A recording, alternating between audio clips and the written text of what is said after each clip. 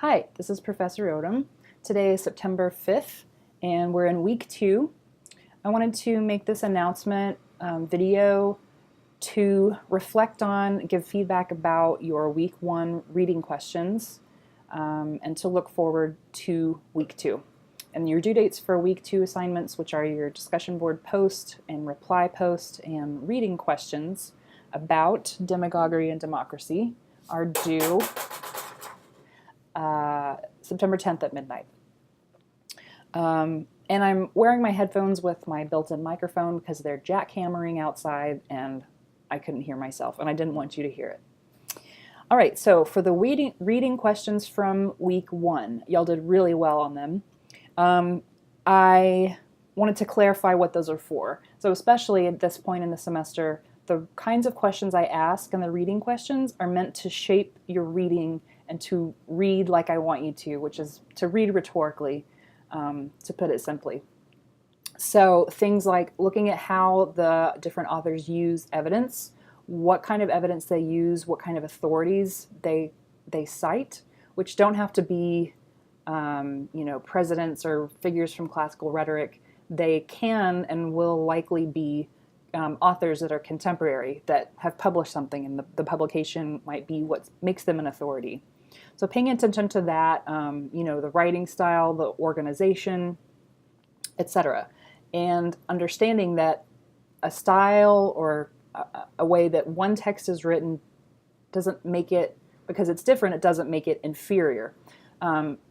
So I wrote question 6 for week 1 badly because a lot of people answered the question, which was, how is Garber's style different from typical academic writing?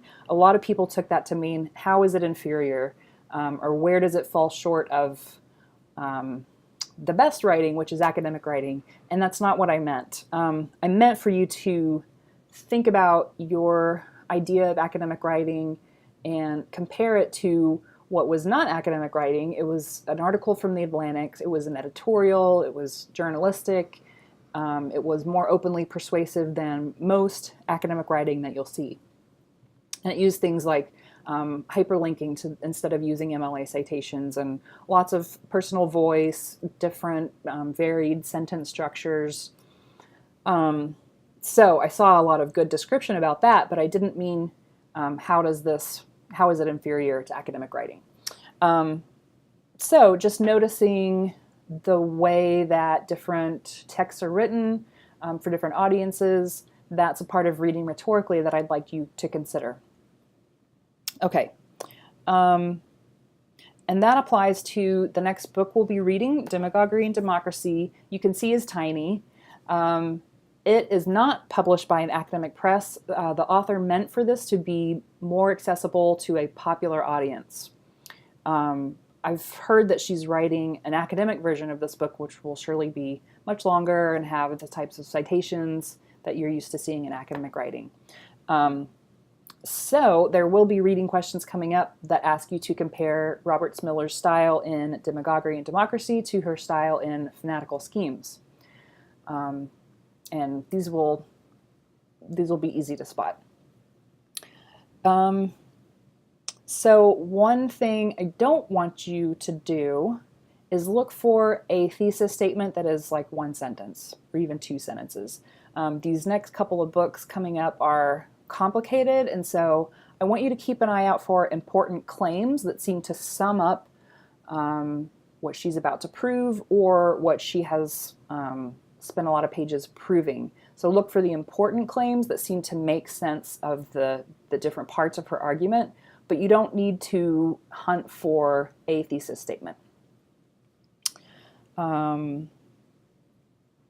Okay, also looking forward to week 2. In the module for week 2, I think it's the very last entry, I've included a page that is the rubric for your discussion board posts going forward. For your introductory posts from week 1, I was mostly just interacting with you. I got some important information about you, which I made into a table, and it's attached to this announcement. So that was an easy post.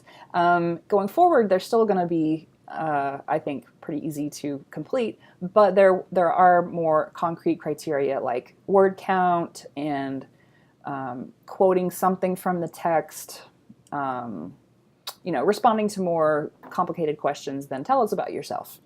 And it's important not to overlook the fact that a reply post to someone else is required. So you get 1 grade for your original post or your reading post, whatever I call it, and then a 2nd grade for replying to a classmate. And both of those posts are due by midnight on September 10th, in addition to your reading questions.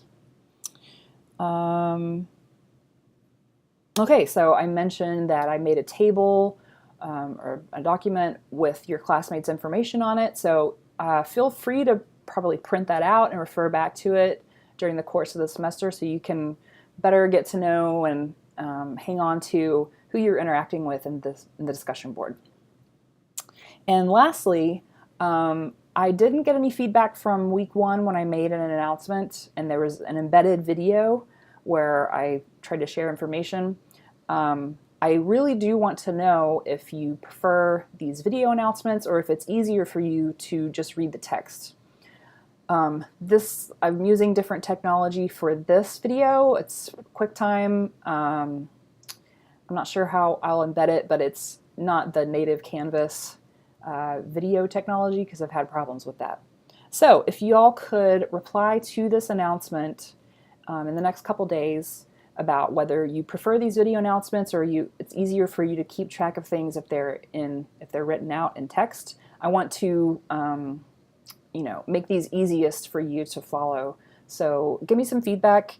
If I don't see any responses in a couple days from now, I will kind of assume that you haven't that it's not working because you haven't watched it, or maybe you're unable to watch it.